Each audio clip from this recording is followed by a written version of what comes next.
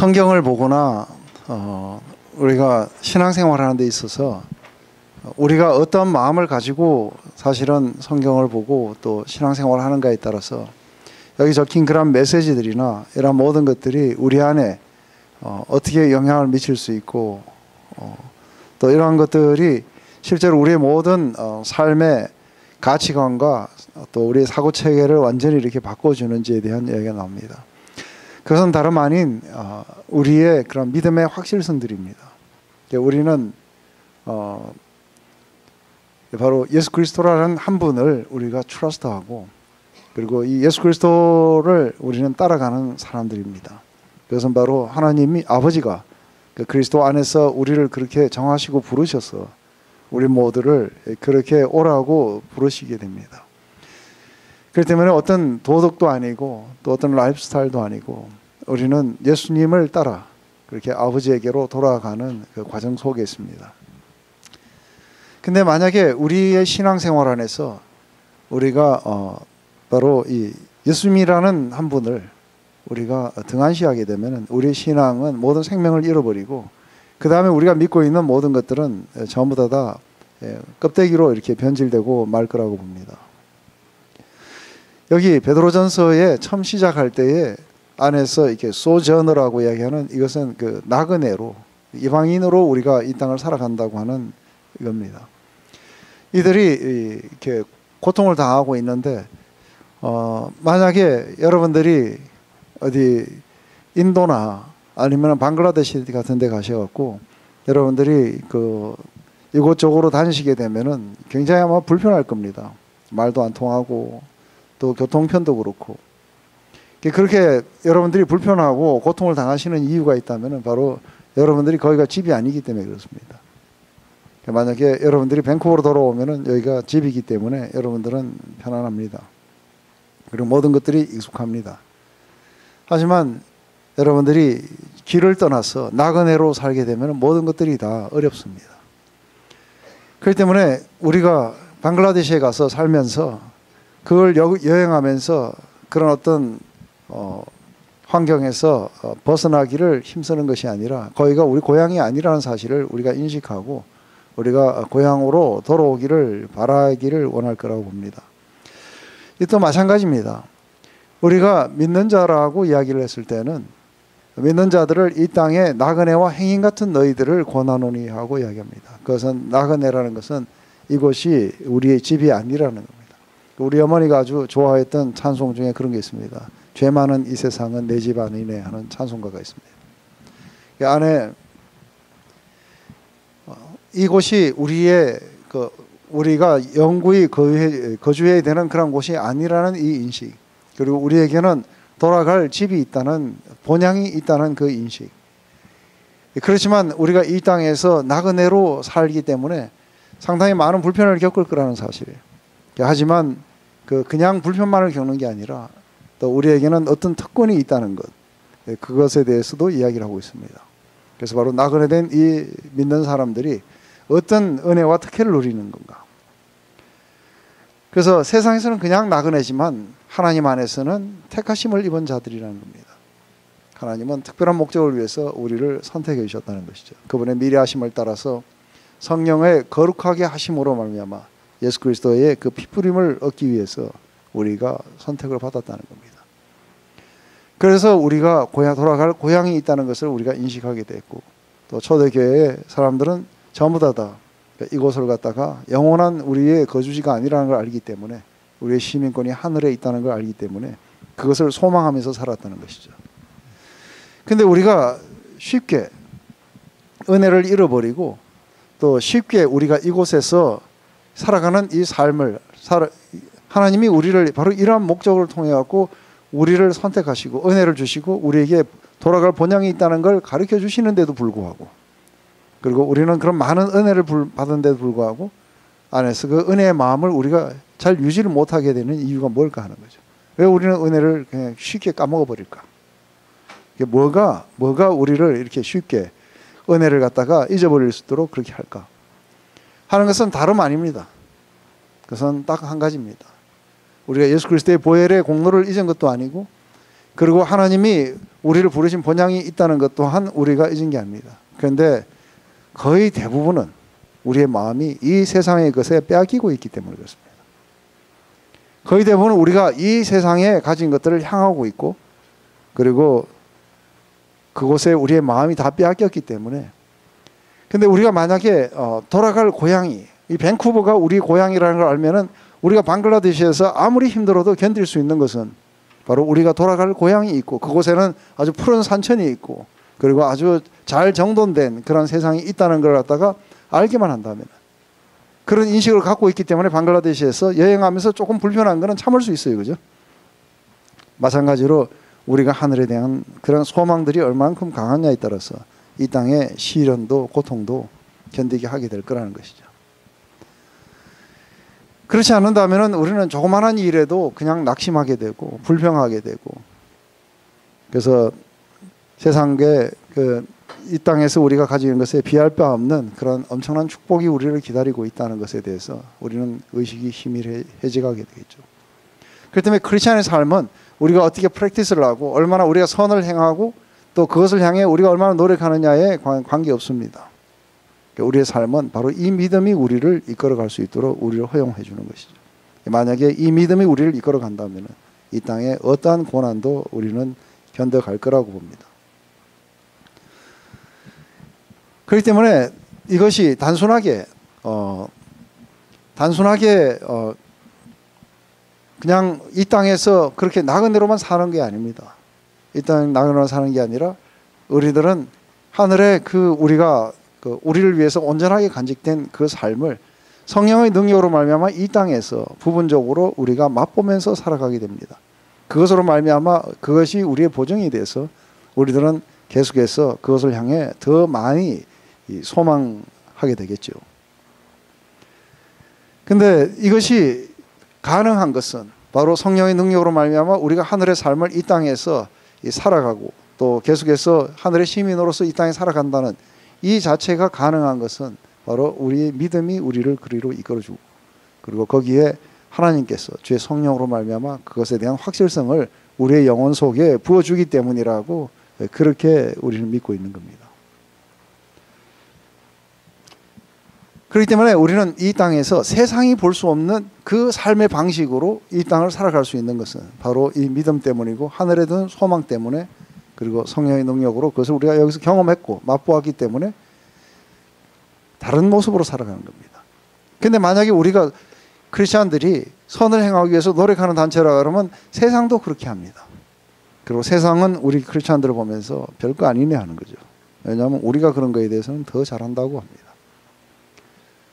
우리가 보면은 교회만이 가난한 자들을 위해서 헌금을 하지 않습니다. 신문에 보면은 수재가 나거나 뭐 재난이 나면은 수많은 기업들도 거기에다가 헌금을 하고 많은 사람들이 거기다 헌금하는데 거의 대부분이 안 믿는 사람들이에요. 그 신문사에다 헌금을 하기도 하고 그렇게 합니다. 그렇기 때문에 그게 우리 크리스천의 삶이 아니라는 건 확실합니다. 우리 크리스천의 삶은 안에서 이 땅에 보이지 않는 그런 하나님의 삶을 이 땅에서 살아갈 수 있도록 그렇게 해주겠죠. 그래서 우리의 삶이라는 것은 믿음을 주셔서 하나님의 삶을 우리 안에 채워가시는 것이라고 봅니다. 그렇기 때문에 우리는 날마다 이 믿음의 실제를 여기서 경험해 가느냐 아니냐를 이것이 우리의 삶을 갖다가 결정하는 중요한 부분인 거죠. 그렇기 때문에 안에서 우리가 만약에 이 땅에 우리들의 그런 그것들에 우리의 마음이 집중되지 않는다면, 그렇다면 하나님은 왜 바로 이 땅에서 우리를 그렇게 선택하시고 부르셔서 그분의 거룩한 소유로 삼으셨는가 하는 것입니다. 그렇기 때문에 그것은 마치 우리가 왜 존재하는가 하고 동일한 겁니다. 왜 우리가 교회로 존재하고 있고 왜 우리가 하나님의 자녀로서 이 땅에 여기서 나그네처럼 우리가 살아가야 되는가 하는 그 이유들입니다. 그런데 많은 경우에 이 땅에 우리의 마음이 뺏긴 사람들은 바로 하나님의 축복을 얻기 위해서 교회로 나옵니다. 그래서 이 땅에서 내가 원하는 그런 삶을 내가 영유하기 위해서 하나님의 도움이 필요해서 나온다고 이야기합니다. 물론 그렇게 처음 시작은 할 수 있습니다. 하지만 바로 예수 그리스도를 알게 되고 그분을 따라가며 바로 하늘이 천국이 우리의 진정한 고향이며 거기로부터 우리는 그 소망, 영광의 소망이신 예수님을 우리가 따라가고 또 그분이 다시 오셔서 우리들에게 하늘에 지금 보관하고 있는 그런 썩지 아니하고 쇠하지 아니하고 더럽히지 않는 그 기업들을 우리에게 주실 것이라는 것에 대한 이 확신을 가진 사람들은 실제로 우리가 왜 그렇다면 하나님 왜 이런 걸 주시려고 우리를 부르셨는가 하는 거죠. 그것은 바로 하나님의 그런 축복을 누릴 뿐만 아니라 바로 하나님을 영화롭게 하라고 우리를 부르신 겁니다. 바로 우리의 모든 삶을 통해서 하나님을 증거하고 그리고 예수 그리스도를 증거하고 그리고 그분들을 영화롭게 하기 위해서. 그렇기 때문에 우리들의 삶이라는 것은 예수님이 이 세상에 사셨던 것 같은 그런 본질들로 우리의 삶을 채워주시겠다고 이야기하는 겁니다. 그래서 골로새서 1장 24절에 사도 바울은 이렇게 이야기합니다. 내가 이제 너희를 위하여 받는 괴로움을 기뻐하고 그리스도의 남은 고난을 그의 몸된 교회를 위하여 내 육체에 채우노라 하고. 이것은 사도 바울은 예수 그리스도의 남은 고난을 자신의 삶에 이렇게 채운다고 이야기합니다. 그것은 예수님이 이미 십자가를 지시고 부활하셨는데 아직도 그분이 받으셔야 되는 그 고난이 아직도 덜 끝난 게 아니라 그것이 완성이 되지 않았다는 이야기가 아닙니다. 그것은 예수님이 이 땅에 오셔서 제일 먼저 천국을 우리들에게 가져다 주기 위해서 오셨을 때에 여러분들 그 복음서를 읽어보시면은 오셔서 세례를 받으시고 그리고 공생애를 시작하시자마자 밖에 나가서 많은 기적을 일으키시는데도 불구하고 세상으로부터 굉장히 강력한 저항을 받게 됩니다. 왜냐하면 그들은 그것을 두려워하고 있기 때문에 그렇습니다. 자신들의 잘 이뤄놓은 전통들이 무너지고 자신들이 원하는 그런 삶들을 갖다가 살지 못하게 하는 적으로 보게 됩니다. 그것 때문에 예수님은 많은 고통을 겪으셨습니다. 동일하게 예수님을 따라가고 또 예수님처럼 살기를 원하는 사람들은 세상에 나가서 동일하게 그런 저항을 만나게 될 거라고 이야기를 하는 겁니다. 그렇기 때문에 그리스도의 남은 고난이라는 그것은 바로 그리스도의 몸된 이 교회가 또 그걸 구성하고 있는 모든 한 사람들이 바로 우리가 하늘의 삶을 이 땅에 살아가기 위해서 우리가 겪어야 되는 그런 고통들이 있다고 이야기를 하는 겁니다. 그게 바로 그 교회를 위해서 그 고난을 자신의 육체에 채우겠다고 그렇게 이야기하는 겁니다. 그렇기 때문에 예수님의 삶이 예수님으로 완전히 종결된 게 아니라 하나님이 택하시고 부르신 우리들의 삶을 채워서 계속해서 예수 그리스도가 증거하는 그 일들을 하게 하실 거라는 것이죠. 이게 바로 우리가 믿는 크리스찬이라는 이야기입니다. 그렇기 때문에 우리들에게는 어둠의 세력이 주관하는 이 세상에서 믿음으로 살아가는 것이 바로 그분을 증거하는 것이고 믿음으로 살아가는 것이 그분을 영화롭게 하는 것입니다. 그렇기 때문에 세상이 소망하고 바라는 것을 보지 않고 전혀 다른 세계를 소망함으로써 바로 우리의 믿음이 하나님이 계시다는 것 그리고 다른 세계가 있다는 것을 많은 세상에 우리는 그렇게 증거하게 될 거라는 것이죠. 그렇기 때문에 하나님이 우리를 그렇게 택하셨다면 우리는 세상과 충돌하도록 되어 있습니다. 그렇기 때문에 내가 원하는 삶을 살기 위해서가 아니라 하나님의 뜻하시고 계획하신 삶을 내가 그 길을 순종하고 그 부르심을 내가 응하기 위해서 한다면 하나님의 그런 다루심을 받게 될 것이고 또 하나님의 통치를 우리가 받으면서 살아가게 될 거라는 것이죠. 그렇기 때문에 예수님이 사셨던 그 삶으로 우리를 부르셨고 그분의 증인된 삶으로 또 예수님의 삶으로 우리를 채우시게 됩니다. 그렇기 때문에 바로 이 삶에 우리가 순종하고 그리고 성령께서 계속해서 우리 가운데 하나님의 삶으로 채워주시기 위해서 보여주시는 그것에 우리가 순종하는 그런 삶을 바로 우리 믿는 사람들의 삶이라고 합니다. 그런데 반대로 이 땅에 우리들의 모든 소망이 다 있다면 우리들은 예수를 믿으면서도 조그마한 것에 왜 이런 삶이 왔는지 하나님 나를 사랑하지 않는 건지 하면서 이러한 불평들로 우리의 모든 영혼들을 가득 채우게 하나님을 향해 원망하고 그리고 내가 원하는 그런 내용물이 담겨 있지 않다고 해서 하나님 모든 축복들이 시시한 걸로 그렇게 바뀌게 됩니다. 그래서 예수님이 내 죄를 위해서 죽으셨고 또 부활하셔서 우리에게 의를 주시고 그런 영원한 거기서부터 이제 그런 거 듣기도 싫다 그래요. 십자가 이야기는 하지도 마라. 내가 원하는 것은 내가 건강하고 내가 부하고 우리 자식들이 잘 되고 이런 걸 원하는 것이지 다른 게 있다. 그렇기 때문에 안에 감사도 사라지고 은혜도 사라지고 대신 자신이 원하는 삶을 채워달라고 부르짖게 되겠죠. 이런 마음은 예수님을 따라가는 데 대해서는 아무런 관심이 없어요. 하나님의 뜻이 이 땅에 행하고 그리고 예수 그리스도의 증인으로서 살아가는 삶에 대해서는 별로 관심을 두지 않을 거라는 것이죠. 그렇기 때문에 예수님을 따라가는 것도 예수님을 향해 가는 것도 아니기 때문에 한마디로 말해서 목표가 예수님이 아니라 자기 자신이고, 그리고 조그마한 성공에 기뻐하고 조그마한 어려움에 낙심하면서 그렇게 하나님을 섬기려고 하게 될 거라는 거죠. 여러분들, 우리가 가끔 가다 보면 저는 그렇게 활동적이고 그런 거 되게 좋아하는 사람 같은데 잘 이해가 되지 않는 게 하나 있어요. 이해가 더 잘 안 되는 건 히말라야에 왜 인간이 올라가는가. 에베레스트 산에 그 추운데 그 꼭대기에 가다가 많이 죽어요, 그죠? 그 많이 죽는 그 산 꼭대기에 왜 올라갑니까? 그거 올라가려면 돈도 무진장 많이 들어야 되고 신문에 나가고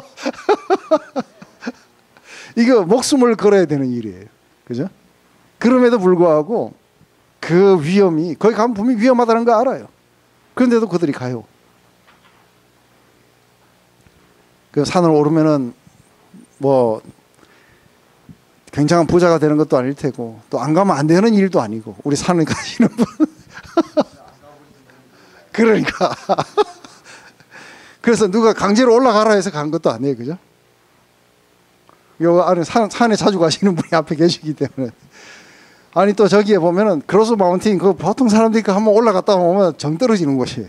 근데 거기를 매일 가고 싶어하는 사람들, 왜 거기 갑니까 하고 물어보면 왜 갑니까? 예, 그렇죠. 산이 거기 있어서 가고 산이 좋아서 간다는 거예요. 위험이 있고 힘들고 어렵지만 산이 거기 있고 산이 좋아서 간다는 거예요. 이게 등반가들이 다 하는 얘기예요. 왜 오르는가? 그건 산이 거기 있기 때문에. 그리고 나는 산을 좋아하기 때문에 나는 올라간다는 거죠. 그래서 목숨을 잃을 수도 있고, 하지만 난 거기를 갑니다 하는 거예요.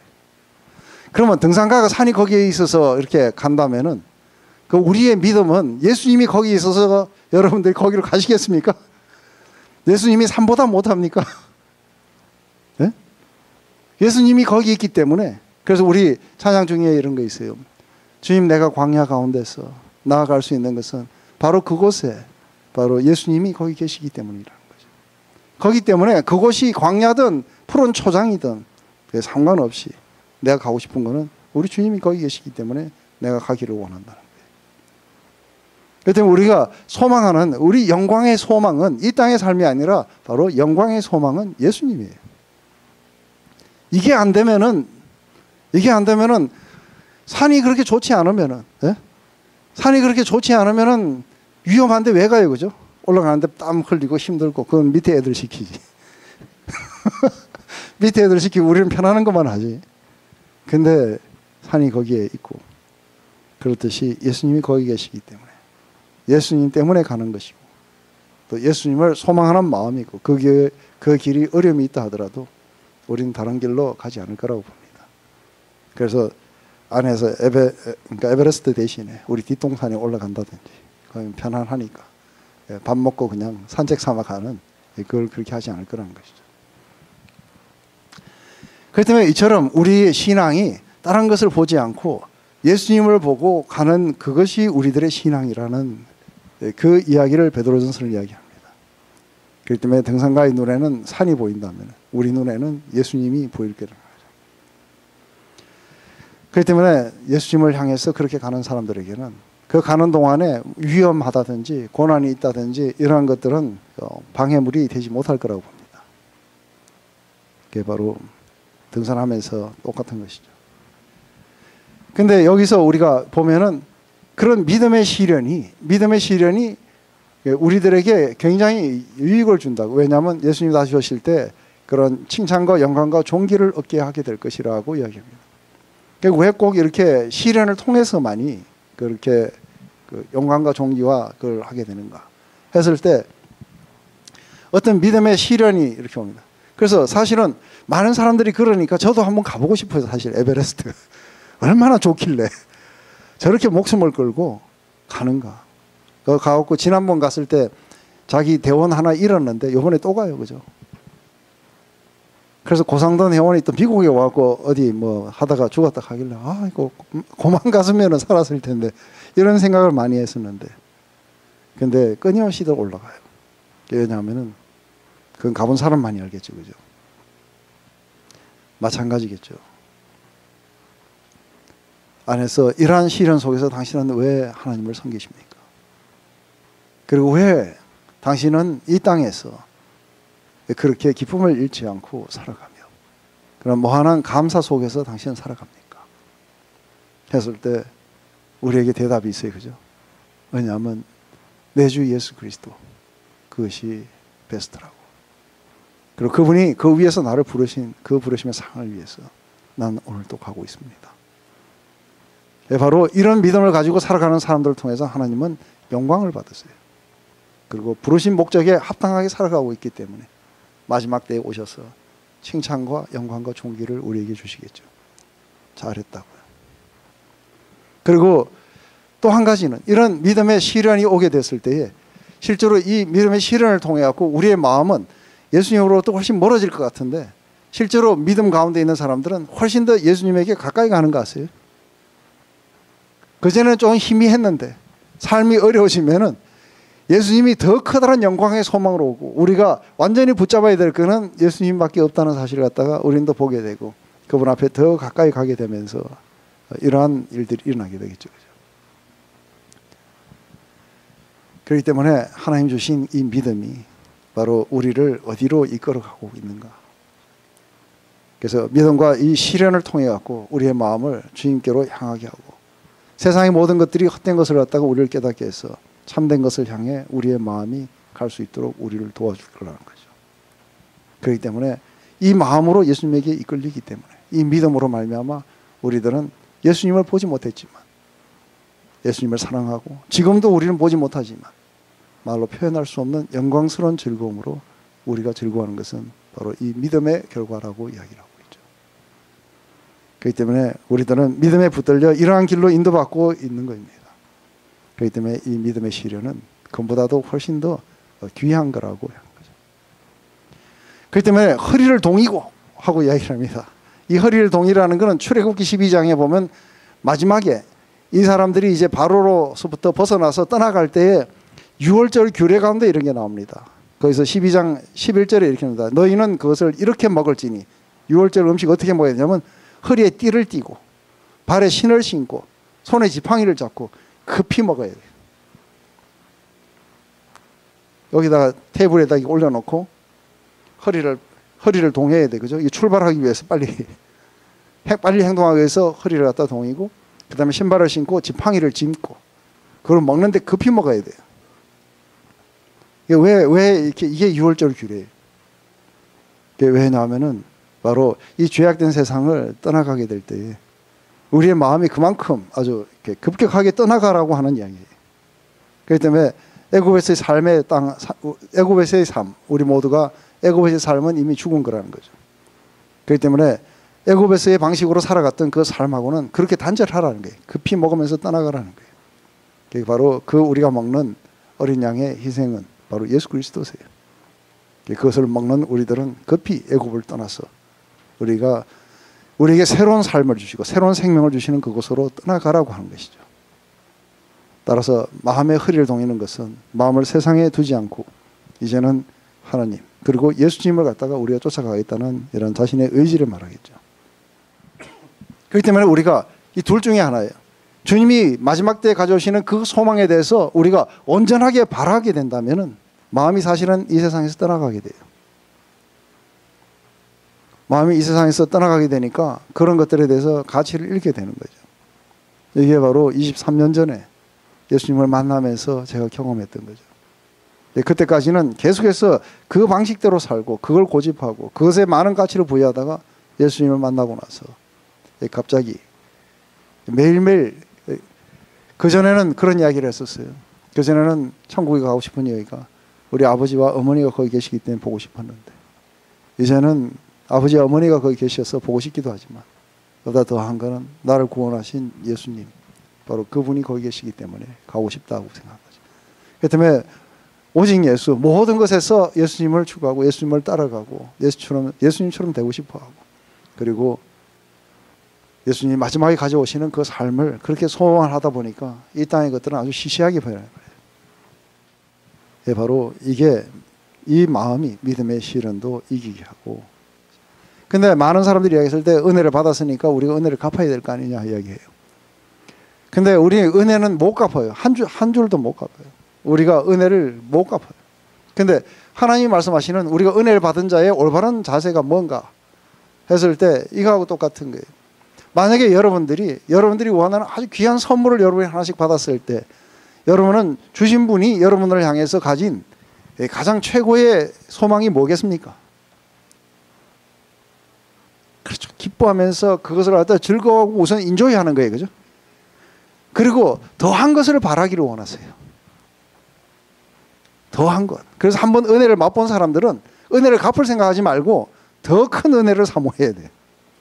그래서 우리 바베트의 만찬이란 거기에 보면은 그렇게 인류 요리로 전부 했는데 광어죽밖에 못 먹던 사람들에게 아주 프랑스의 최고의 요리사가 와갖고 모든 걸 다 이렇게 했는데 이 사람들은 인조이 못해요. 그러면 자기의 돈을, 자기 전 재산을 털어가지고 그런 나이스한 미를 만들어준 이 요리사를 갖다가 지금 뭐예요? 안에 시험에 들게 하고 있죠. 근데 이것을 갖다가 즐기는 사람이 있었어요. 그게 누구냐면 장군이었어요. 먹으면서 막 입 대는 것마다 놀라는 거예요. 어메이징한 거예요. 으크. 그러다가 그냥 포도주를 탁 하더니 막 이게 몇 년도 산 이거 아니냐고 하면서 깜짝 놀라는 거예요. 자기가 이런 후진 곳에서 이런 것을 경험하게 될 줄은 몰랐다. 그러니까 뭐라 하냐면 그 뽀이 불러가지고 야, 그 장군 앞에는 아예 병채 놓고 와라. 그래요. 왜냐하면 더 많이 원할수록 더 많이 주시기를 원하십니다. 그래서 하나님은 더 커다란 은혜를 사모하라는 거죠. 그렇기 때문에 허리를 동이고 이제는 더 커다란 은혜가 우리에게 찾아오게 될 거라는 거예요. 그것을 갖다가 온전히 우리가 바라라고 이야기하고 있는 거예요. 그게 하나님이 원하시는 거예요. 그렇기 때문에 아주 경우 바르게 그냥 받았으니까 이제 그만 받고 이제 돌려드려야지 하고, 이거는 경우 바른 이야기는 모르지만 이건 하나님이 원하시는 것이 아닌 것이죠. 그렇기 때문에 우리가 위의 것들을 더 많이 사모할수록 우리는 허리를 더 쪼이게 되고, 그리고 이 세상에서 소망에서 떠나가게 되는 거겠죠. 그렇기 때문에 하나님은 자기 백성들을 이 땅에서 그렇게 보호하셔가지고 이 더 커다란 은혜 가운데로 계속해서 우리를 인도해 가시게 될 거라는 것이죠. 그렇기 때문에 안에서 하나님의 그 능력으로 우리를 보호받고 있다는 거죠. 왜냐하면 우리에게 더 커다란 이 은혜 가운데로 인도하시기 위해서 여러분들은 하나님의 택하심을 입을 뿐 아니라 여러분의 믿음을 통해서 하나님의 능력으로 보호함을 입고 있습니다. 그렇기 때문에 이 온전하게 드러나는 이것이 여러분들의 것이기 때문에 그 안에 바로 이렇게 될 때에 이런 믿음을 가지고 있을 때만이 참된 형제사랑이라는 게 생겨나는지 아시죠? 그렇지 않으면 전부 다 내가 그래도 선한 사람이라는 걸 증명하고 싶고 뭐 이래가지고 그냥 어떻게 남는 푼돈이 있으면 이걸 하면서 쩌쩌 하고 이렇게 주면서 그래도 내가 참 좋은 사람이다 하고 이런 위안을 받고 싶어 하는 거예요. 근데 진정한 사랑은 제가 처음 예수님을 만나고 바로 이러한 믿음이 나를 이끌었을 때 그때 처음으로 봤던 건 여기에만이 참된 사랑이 존재하겠구나. 그 전에 있었던 건 전부 다 가짜들이구나. 여기서만이 형제사랑이라는 것이 진정하게 이해된 거야. 그렇기 때문에 진정한 형제사랑은 믿음에서부터 출발하고 소망에서부터 흘러나오게 돼 있어요. 만약에 이 믿음과 소망이 희미하게 되면 형제사랑도 전부 다 하나의 의무로 나타나게 될 거예요. 그래서 만약에 우리의 믿음이 우리를 주장하고 그리고 소망이 우리를 이끈다면 형제사랑이라는 건 아주 자연스러운 거예요. 그렇기 때문에 형제사랑은 양심이나 윤리에서 나오지 않아요. 이것은 오직 믿음에서 나오고 바로 이러한 믿음에서 나온 사랑은 온전한 은혜를 우리가 바라보도록 우리를 인도해 줄 거라는 거예요.